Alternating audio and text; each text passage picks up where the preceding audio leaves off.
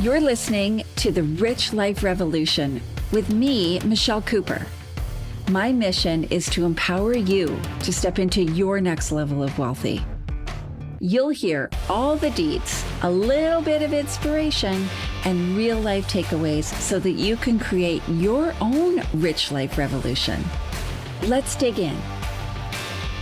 Hey there, welcome to episode 8, where we are talking all about growth and how to reap the rewards of your investments in personal and professional development experiences.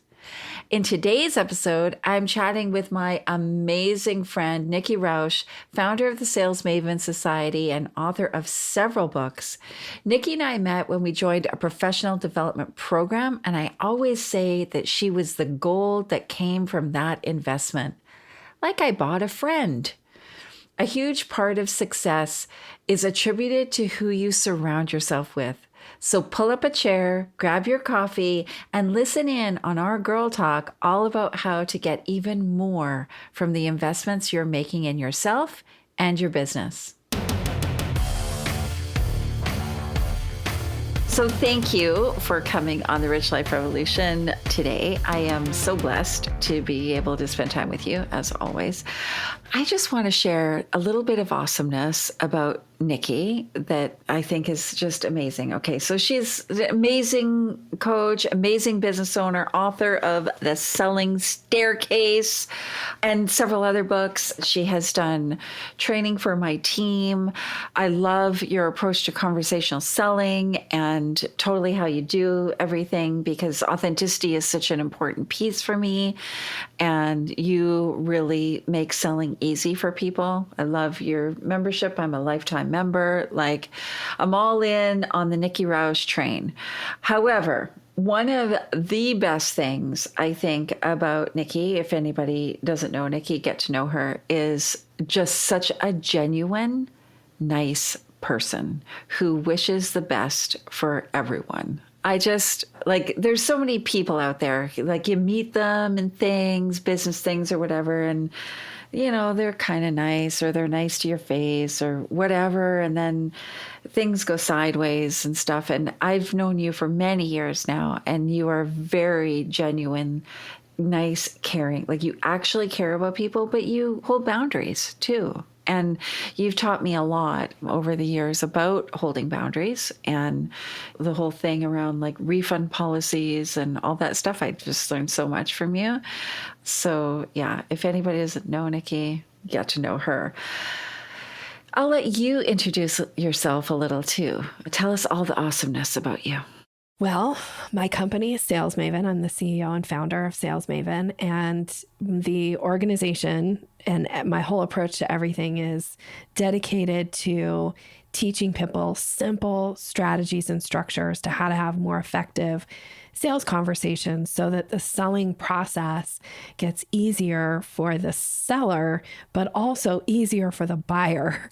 And I find that when that happens, it really levels up the confidence of the person who's learning how to sell and just makes the conversation more effective. So it increases close rates. So I spend a lot of time teaching and talking about how to have better communication overall. And the kind of overarching focus of it is on sales. So I will share with you, like, Nikki has taught me a lot. She's, as I said, done trainings with my team and stuff. And I've been in lots of your educational workshops and stuff like that. And I'm in your membership. And one of the things that, you know, I always kind of giggle because you have this approach of like, here, kitty, kitty, which I think is awesome. And if people don't know what that is, which you probably don't, if you don't know Nikki, learn about it. But when I was recently away, I was in Croatia on a yacht for 2 weeks. It was like the most amazing indulgence ever.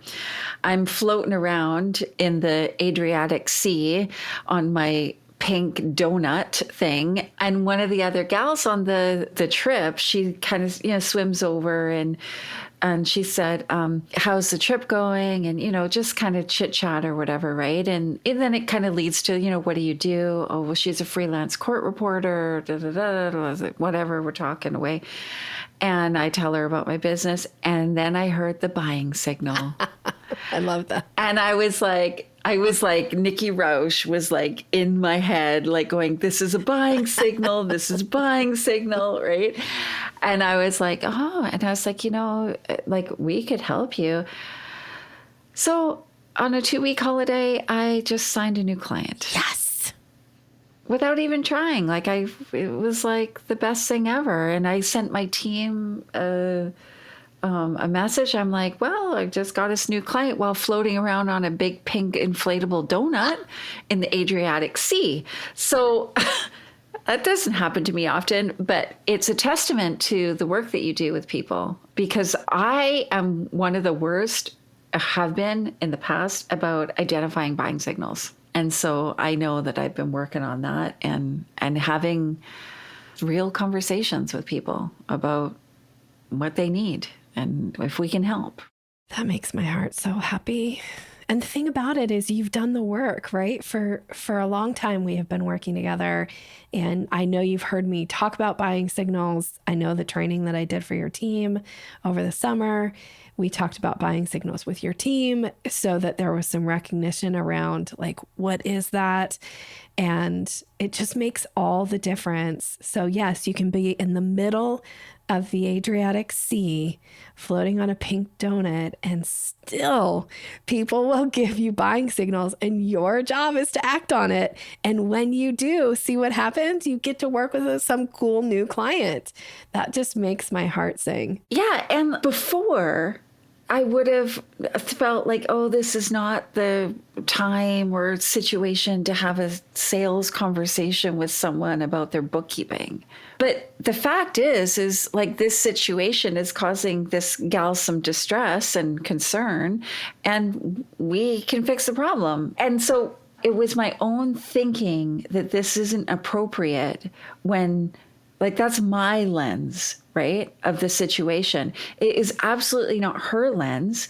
And she was like, if I had not offered that, I think she would have probably thought, like, why isn't she willing to help me? Like, am I not good enough? Or who knows what she would have thought. Yeah, people make up all kinds of stories when you don't act on their buying signals. And the stories they make up are never flattering about you. So instead of letting them make up some crazy, weird story that isn't even true, the way to compensate for that, the way to ensure that that doesn't happen is by you doing what you did, which is issue an invitation. And if she would have been like, hey, we're floating around in the middle of the Adriatic Sea, I don't want to have this conversation right now, you would have been like, great, let's keep floating. It wouldn't have been a big deal, but because you were willing to just check in, oh, that makes me so happy. And she even was like, a couple of days later, she was like, are you going to send me that email with the, the engagement letters? I was like, well, I was gonna, but it feels like we're on holiday right now. She's like, I want it. Like, just send it over. I'll sign it right now. Like, I want to get started. I'm like, yeah. Okay, I'll go back to my cabin and put this together. Right. So, yeah, thank you so much. It's such a great impact.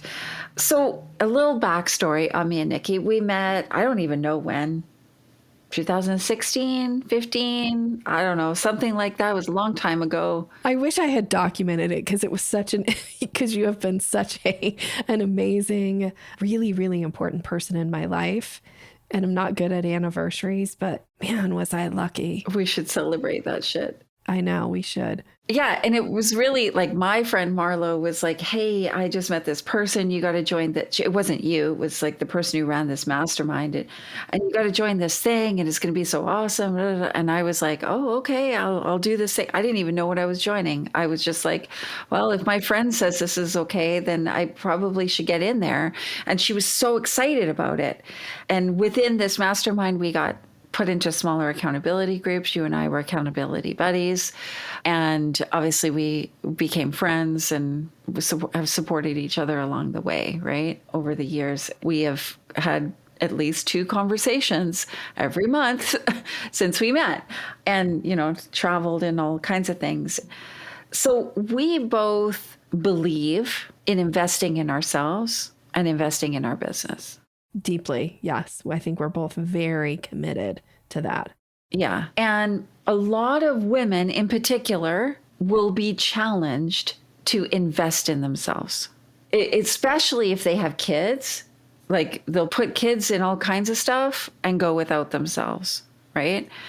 And so I see this a lot where people are like, kind of like, oh, I don't know. It's just like, I don't know if I can afford it. And you and I have both invested in things that we couldn't afford at the time. Oh, that's true. Where it was a real stretch. Yeah. Can you share with me how you go through that process of, identifying a need in your business or in your life and kind of taking that leap? Because it can feel really scary for people. Yeah, I think it can be very scary. And, we've all probably put ourselves in situations where we're like, dang, I wish I hadn't spent money on that. Or like we all probably have some regrets in certain areas. But when it comes to personal and professional development, one of the things that I know about myself is I will always find some value in it, even if the content is garbage, even if the person who's hosting it doesn't live up to their commitments. Like I will find that like nugget. And what I have found typically, and that's not to say that I've been in a bunch of garbage programs with garbage people, because that's not true. But I will say that one of the places that I always look for how can I really make this pay off for me in some way is I look to see who are the other participants and how can I build relationship with them. Because I think we all hear this over and over again when somebody gets asked about how did you attain this, or how did this thing happen for you, or how did this door open for you? Everybody's wanted to attain this level of success, or anybody would love to have that opportunity to do X, Y, and Z. How did that happen for you? And a lot of times when you hear the answer, it's because I knew somebody. I knew somebody who introduced me to somebody, or this person that I had built relationship with offered me this opportunity. And so it always kind of comes back to that relationship piece. So in my business, I do meet with my CFO, which is you, every month. Right. And there are times where you and I have some pretty in-depth conversations about the kind of investments that I'm about to make with my business. Like I think of you as my strategic partner. You're always the person I go to when I'm like, hey, Michelle, I'm just about to spend, 25 grand. Or like the book that you held up, that was a discussion that you and I had as to, because it was a pretty significant financial commitment and time commitment. And you and I really hashed that out as to, what is this going to do for me and for my business? And what was kind of the real like driving force behind it? So I will say I tend to have somebody in my life that I will have at least one person that I'll have a pretty in-depth conversation with them about it, just to help kind of like bring up and also challenge me around my thinking. And then when I commit, I participate. Like that's the other thing is I find a lot of times people will sign up for things and then they don't show up, or they'll sign up for things and they don't go through the content, or they just don't engage. Yeah. It's like, what happened to that person? We had that recently, right? In a mastermind. It's like, there's this person where that person's never come back. Did they leave? Like, what happened to them?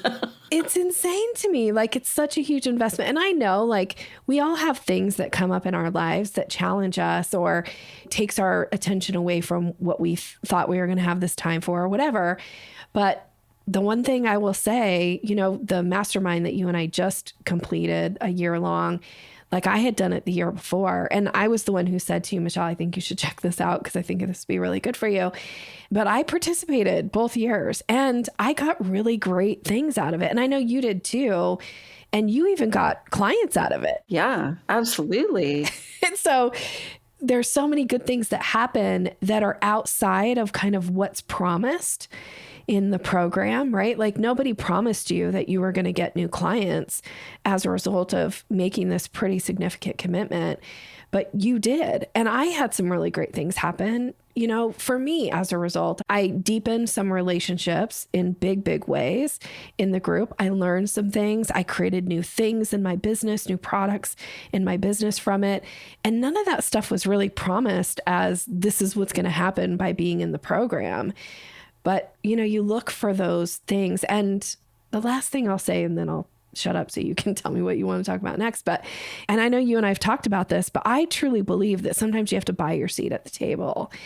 And if you're just trying to go like on the down and dirty and the like super cheap and not invest in yourself, you will miss big, big opportunities because you will never be sitting at the table with the person who could open a door for you that you could never open on your own. Absolutely. And for me, one of those seats at the table was I invested in a mastermind. It's called Maverick. And it was a $25,000 investment, like US, which is a lot Canadian. And it's lifetime. And it's like a monthly fee as well. That was the initiation fee. I just want to comment on this.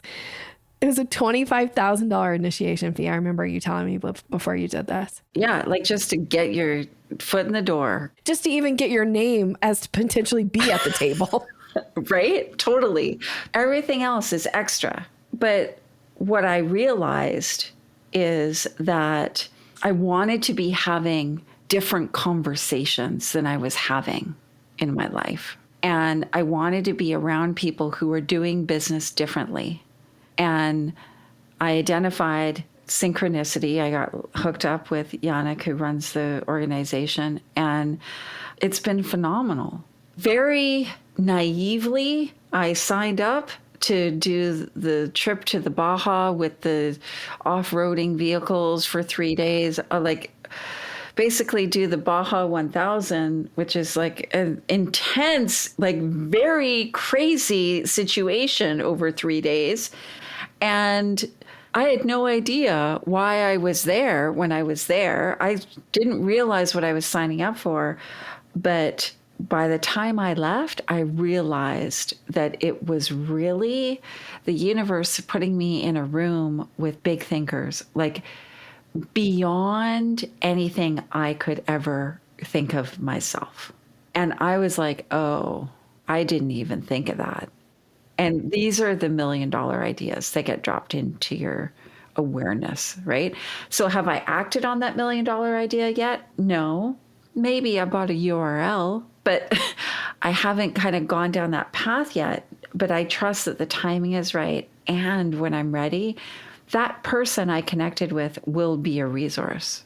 And it's like, it's those people we put ourselves with, right? Like us being in a room in our mastermind in Wisconsin with incredible people. Like I learned so much about AI by just sitting there listening to people talk who were using it. I was like, what?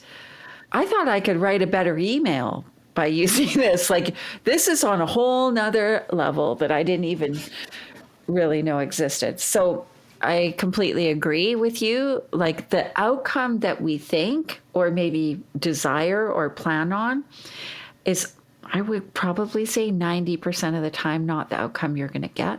It's going to be something else. There will be something that comes out of it. And it might even just be a personal awareness. You know, you commented on this, and I just want to emphasize it too, is that one of my criteria is I never want to be, this seems silly for me to even say because I never actually think of myself as this anyway, but I never want to be the most successful person in the room. I never want to be the big fish, you know, in the small pond. I always want to be the small fish in the big pond, swimming with the big fish. So a lot of times when I'm deciding to go into a new group or commit to something, I want there to be a good portion of people in there that I don't know and that don't know me. For its own, if you're just going with the same people the whole time, which the same people are awesome and you should continue to foster those relationships and nurture them. And at some point, I think you have to be ready to step into being open to new relationships and new people that are coming into your life and into your business, because it brings this totally different perspective. And like you said, these big ideas. So that's one of my criteria. Is a lot of times I want to know, like, how many people do I know in the room? And when I started the program that you and I just completed, the first year round, the only person that I knew in the room was the facilitator, the person whose mastermind it was. And we had like we had a good relationship. We have a much deeper relationship and friendship now as a result that I'm super grateful for. But I just met these incredible people. And that's the other thing I was going to say too, is like the person who's putting it on, if they can attract really high quality people, like you have found yourself a gem, and figure out how to invest. Yeah, I completely agree. I remember part of this, Maverick group, you end up on Necker Island with Richard Branson, which blew my mind, right? But I remember being like such imposter syndrome at that moment, like Richard Branson sitting like 2 people away from me, like talking about having a conversation with Nelson Mandela. Like, I'm just like, I am not in the right room here. I don't belong here, right? And a friend, somebody who's become a friend now, he said to me, if you're the smartest person or the most successful person in the room, Michelle, you're in the wrong room. Don't put yourself in those rooms. You need to be in these rooms, and you need to pay attention. You need to ask questions. Always ask questions. Yes. Always ask questions. And I was like, okay, I'm just going to adopt that policy. And Richard Branson was playing tennis, and I was trying to touch a lemur and that was running around. It was a weird situation. And I was all excited about this and laughing and stuff and making a lot of noise. And he was trying to concentrate on tennis. Right? And he's like, Michelle, I'm trying to play tennis here. I'm thinking, what world am I living in that Richard Branson's yelling at me to be quiet while I like laughing about having a lemur hold my hand? Like, where am I right now? But the thing he said to me after was, always be yourself and always ask questions. Yes, I love that. A true leader will want to answer those questions. So I love that. My advice, I think the way your friend said it was beautiful. One of my coaches said to me, Nikki, you always want to be the dumb, poor one in the room. And I love that. I'm like, yes, yeah, I want to be around people who are, smarter than me and making more money than me from a business standpoint. Yeah, absolutely. Absolutely. So thinking about the investments we make in ourselves and how that has an impact in our lives, right? Because obviously you're choosing often, you and I have both stretched out of our comfort zone to invest in ourselves and our business can have an impact on other things in your business where you might have to trim expenses or reallocate funds into a different place, and looking at ROI. What is the return on the investment? I always say to clients, there's tangible returns and intangible returns on any investment. And we have to consider both. Intangible might be relationship capital, right? Tangible might mean, who knows, doubling your revenue. I don't know, right? Something that I see with clients often is continual investment, but like you said, lack of participation, lack of action, not actually taking action on the thing that you're being told to do or that you're learning, right? You're really great at taking action. Like, makes me think of the guy that you work with where you were building your membership, and he was like, do this, this, and this. And you're like, okay, gonna do it. What do you think gets in the way for those people who are constantly buying another program, joining another thing, investing in yet another something or other, but they don't ever really get the results or maybe don't even show up? I think we all just want the magic pill, right? Like if you said to me, here, Nikki, pay $10,000, it'll take all the extra weight that you have off you. And, you'll be your best version of yourself. I'd be like, here's my money. No problem. Actually, I'd pay a lot more than $10,000 for that. Right. But the thing is there really is no easy pill. So it takes work. It takes hard work, right? Like I look at people who are more fit than I am, and I go, how much time are they dedicating every day to doing this? And like, how often do they choose to eat something healthy versus have French fries, right? Like there's all these things, but it's a lot of making choice. And I think it's a lot of personal accountability, honestly. Because I think if you're thinking that like this program is going to be the magic pill, but you don't have to do any of the work, that is where you go wrong. And if you're not willing to do the work, don't sign up for the program. And honestly, you and I know, right? Because we've been in a few masterminds together. We know who are the people in the group that you can count on that are going to, show up for you when you have a question, and then there's the people who just pop in when they have a question, but not willing to contribute to anybody else. You don't see their questions get the same kind of response as those of us who are like always trying to be of service and help others. So I think that's another piece to it, is that if you're just there to take and not give, that can be the other thing that will get in your way, because I think you have to show, especially in a group program or a mastermind or whatever, I think you have to be willing to extend yourself and show that you're there to give and receive, because you do have to receive too. You have to be willing to put yourself out there and be vulnerable and say you have a question or admit that you don't know something.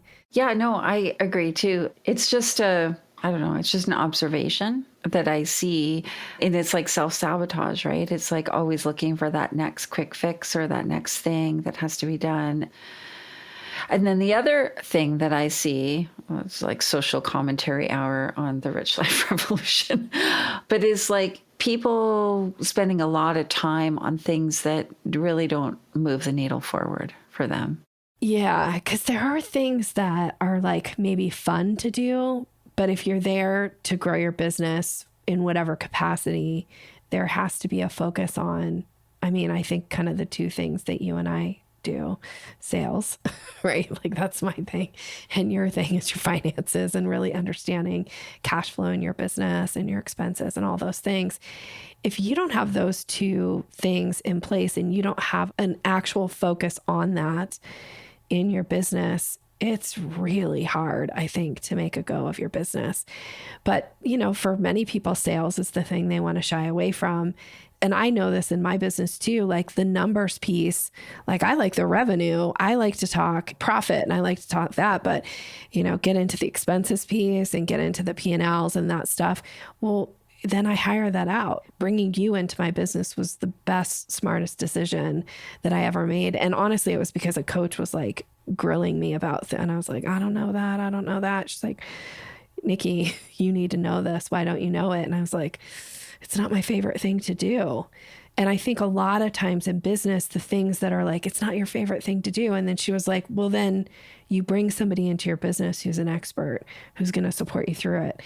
And she was like, let me introduce you to somebody. And I was like, oh, actually, I have an accountability partner. Her name's Michelle Cooper. I'll go hire her right now, which I did. So I think it's you can spend a lot of time on social media, but does that drive the needle? Or could you pay somebody to help post on social media for you, still get your content out there, and spend time putting together offers and putting together emails for your list? But maybe you can't do that piece. So then you hire that piece out. Or, ultimately the thing that you went into business for should feel fun to you, I think, right? Like for me, I love to coach. I love questions. I love answering questions. I love seeing my clients succeed and have, get exceptional results. Like that feeds my soul. I want to do as much of that as possible in my business. And I also know that in order to have a successful business, there's other parts to the business, and I need either to do them and commit time to doing them, or I need to bring people in who can do them, but I have to be able to have money to pay them to do them. Yeah. The fulfillment of your services and selling and marketing your services, those are things that we as a business owners usually need to do for a while, right? When we're creating our business. There's easy things that we can hire out, I think, like bookkeeping or some admin, stuff like that frees up our time. And then there's the whole aspect of freeing up your personal time so that you can spend more time creating revenue in your business, right? So to me, having a housekeeper is equally as important as having a VA. Amen to that, sister. I agree, because I want my downtime to really be downtime. And if my downtime is cleaning toilets, no, thank you. Now, some people enjoy cleaning. I just don't. So yeah, I can't even remember. I've had a housekeeper for over 20 years. Hire that shit out. Like anything you don't want to do. Like it's just crazy to me because we don't need to do it all. so many women think they need to do it all. They need to wear all the hats. They need to like be like an octopus with all the gazillion arms going everywhere, doing everything. And you don't. Yeah. Well, I think I think there's some pressure, right, in society that we're supposed to, as women, be able to like, oh yeah, we can do it all. We're super women. But there's also this like, don't be a martyr. Like, you don't have to be a martyr, because the problem with being a martyr is nobody cares. Nobody's impressed by how many hats you wear or how many things that you're juggling. People are impressed with how good of a person are you? How do you show up? Are you kind? Do you care? Can you have a conversation that isn't just about like, look at me and all my accomplishments, right? I was actually listening to a podcast this morning and they were talking about, think about what people talk about at somebody's funeral. They don't talk about like how busy you were or how many things you joined, or they talk about how did you give back? What kind of a person were you? What kind of relationships did you build? Anyway, that really struck me this morning. And I was thinking like, yeah, what would my friends and family say about me today, still being here, right? Versus waiting until the end of my life and hopefully having something nice to say. But yeah, and so that leads me to think about, obviously, the Rich Life Revolution is about creating your version of a rich life, whatever that is to whoever's listening, right? And for me, my rich life, I define that as having the time and the money to do what I want when I want to do it. Because in order for me to do stuff, I love experiences, right? It's not, for me, it's not about owning stuff. It's not about like, I like nice things, don't get me wrong, but that's not what I totally value, right? Like I could walk around in cut off jeans and t-shirt. It wouldn't bother me for the rest of my life. But I just spent a big chunk of change to be on a yacht in Croatia for 2 weeks, right? Because that's what I value. But for me, understanding that having the time was equally as important as having the money. I need the time to do the things. There's no point in having money if I don't have time to do anything. And there's no point in having time if I don't have the money to do it. They're integral. And I'm not going to have the time if I don't hire out some shit in my business. And in order to do that, I have to have the money, right? So like, it's like this, everything's linked in my mind to this time money kind of paradigm. So for you, what would you define as your rich life? you know, my rich life for me is kind of that same thing of that when I take downtime, when I'm done at the end of my day or, you know, on a weekend, or if I want to take some time away from my business, that I really get to enjoy that time, that it isn't like I'm running a million miles an hour to do a bunch of errands and chores, or that if I want to take a walk in the middle of my workday, because I live in a place where we have a beautiful river that has a green belt next to it that you can walk along. You know, being able to do that a couple times a week feels extravagant. It feels like a rich life to me. And I know for some people, maybe that isn't, but that's my rich life of being able to do that and not really having to, I mean, I don't buy expensive cars and expensive shoes and bags. And like, that's not necessarily important to me. But if I want to go out to dinner with people who I care about and pick up the tab as a way to like be appreciative of that time with those people, I want to be able to do that. And that feels like the rich life to me, of being able to be like, dinner's on me because I'm just so grateful to have had this time with you. Or my thing too is also any time with my husband feels like the rich life. Anytime that we get to be together feels special. Absolutely. So that's what, you know, anybody who's listening, I really, as always, encourage people to really examine like and define what is your rich life, right? Because it's different for all of us. And it's very, very possible to get caught up in other people's versions of a rich life. And I've done that, right? I've gotten sucked into friends' versions where we get going like shopping for $3,000 pairs of shoes. And it's like, I'm never wearing these shoes. Why am I even trying them on? Like, this is not my version of a rich life at all. So what's going on here, right? But it's that comparisonitis. It's that we get sucked into other people's energy. And so I think it's important to look at these things for ourselves and constantly reevaluate. And anytime you're missing something, obviously there's an opportunity to understand the value that it has in your life, right? Like, if somebody passes away, then you realize, oh, I really valued that time I spent with them, right? Or, you lose something, all of a sudden it becomes the most valuable thing in the world to you, right? Yeah. Or if at the end of the day, you're so exhausted that you can't do anything, or, I remember a few years ago in my business where people were talking about like leveling up and scaling up your business. And I was like, I can't work any harder. And somebody pulled me aside and was like, you're not supposed to work harder. You're actually supposed to figure out how to work less and make more. Oh, you know what I read? I got this amazing book at the airport yesterday. And in the book, he said, I'm going to butcher this quote, but he said something like, as you go up in your success in your career or your business, you get paid more for who you're being, not what you're doing. Oh my gosh, I love that. And I was like, oh, because I'm a doer, right? Like, me, I can outdo anybody. Like I'm like you and I, like, it was like the doing Olympics, and we'd fight for the gold medal, right? And so it's been hard for me to break that habit. Doaholic, I call myself, right? Recovering doaholic. And I really work hard at breaking that habit. And when I read that, I was like, oh, it just, they say like when you're ready to hear something, you'll hear it and it'll be loud and clear. I was like, oh, that's what people have been trying to tell me, because, my coach will say like, Michelle, like you have a lot of value just in being you and showing up in your own leadership. And I'm like, whatever, right? But if you think about that whole concept, right, of being paid more for who you're being as you rise up in your success, not what you're doing, if we kind of put that out into the corporate culture, those CEOs and those CMOs and all those people who are at the top of their career, they're not doing stuff anymore. It's the thought leadership. It's the strategy. It's who they're being, not what they're doing. And I was like, oh, yeah, I get it now. Yeah, I'm going to be pondering that for a while.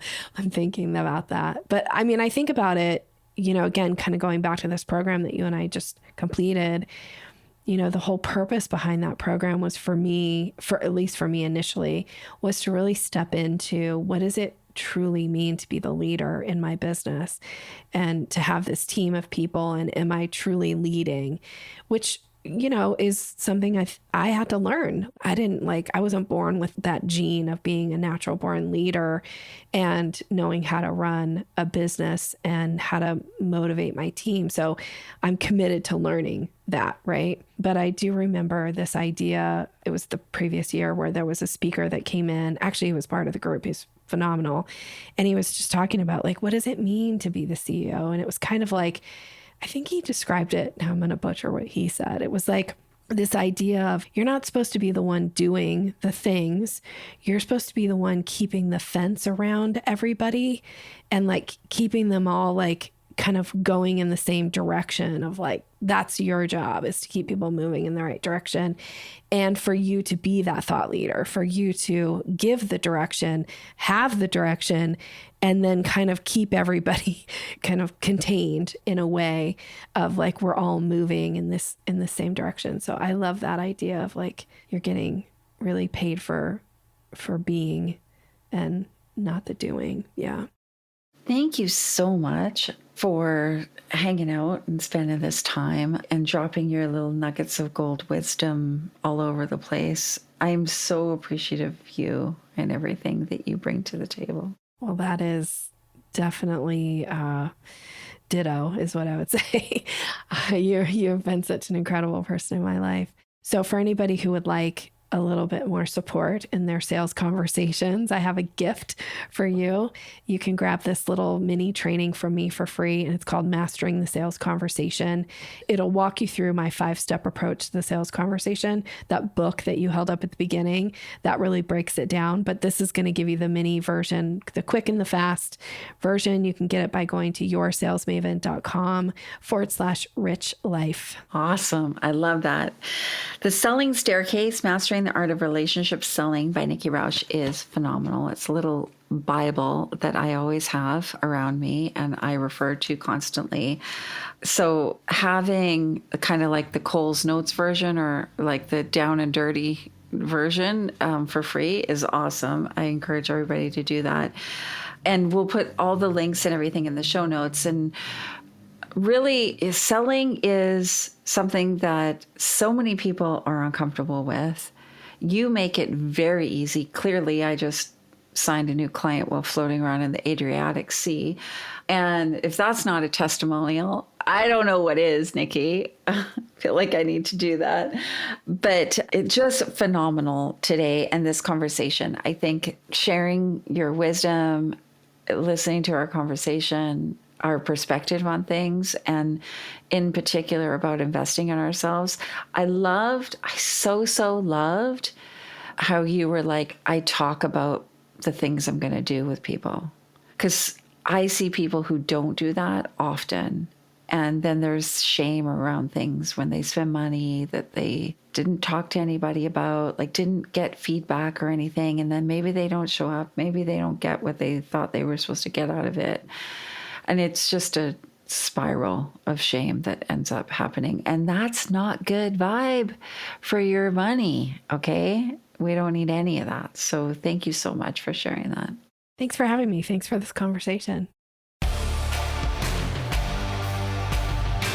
Thanks for listening. I think it's pretty obvious that Nikki and I have been around a block or two with professional and personal development. And I love how she keeps a sounding board buddy close by for making all those important decisions. Who's your sounding board buddy? I have a few, and they're so super important to me. I would love to hear your biggest takeaway from this episode. Please hit me up on Instagram or Facebook. Be sure to watch out for next week's episode, which is a solo episode where I'm talking about authenticity, doing good, and doing well. These are 3 principles of success that are outlined in Gary Cooper's book, The Success Paradox. Thanks for hanging out with me. I hope you got at least one gold nugget today. Be sure to grab your copy of the Rich Life Revolution workbook to help you set the foundation for your next level of wealthy. Get it now at richliferevolution.ca, and I'll see you later.